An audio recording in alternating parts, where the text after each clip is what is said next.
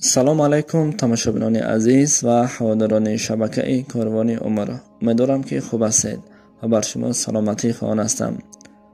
موضوع امروزه ما درباره حیوان‌هایی که خداوند با قوت توانایی خودش ببینید که بعضی حیوان‌ها را مانند انسان آفریده است و می‌خواهم در این باره برای شما کمی معلومات بدهم. پیش از موضوع را آغاز کردن دوستان عزیز، از همه شما سپاسگزار هستم و منتاری خویش را بهر شما بیان میکنم که تا امروز دستگیری کردید و به 10,000 پادپیچیک هم رسیدیم و انشاءالله امیدوارم که به 100,000 هم میرسیم. پس از پرویر کردن همین شبکه همون دیدیم که از 100% زیاده از 80% بیس پادپیچیک تماشا کردن. دوستان، وقتی به شبکه ما مهمان میشوید حتما آبونه شدن را فراموش نکنید.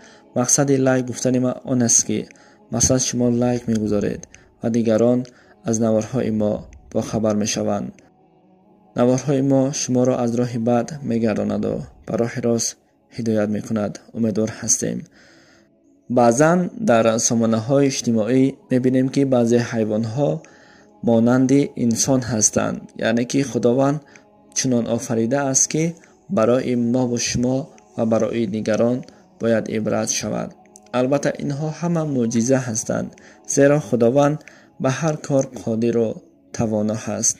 باره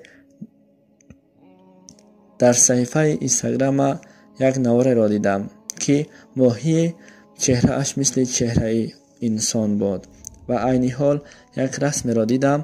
بینید که این حیوان چهره اش مثل چهره مرد هست. خوش رو اهمیت بدهید. البته خداوند به هر کار قادر و توانا هست، اما ما به اینها آنقدر اهمیت نمیدهیم و متوجه نمیشویم. برای همین دوستان و هر آن چیزی را که شما در سامانه‌های اجتماعی میبینید البته به قدرت خداوند اعتماد کنید، زیرا خداوند به هر کار قادر و توانا هست. باید ما به اینها اعتماد داشته باشیم و به قدرت خداوند نیز باور کنیم، زیرا خداوند به همه کار قادر و توانا هست.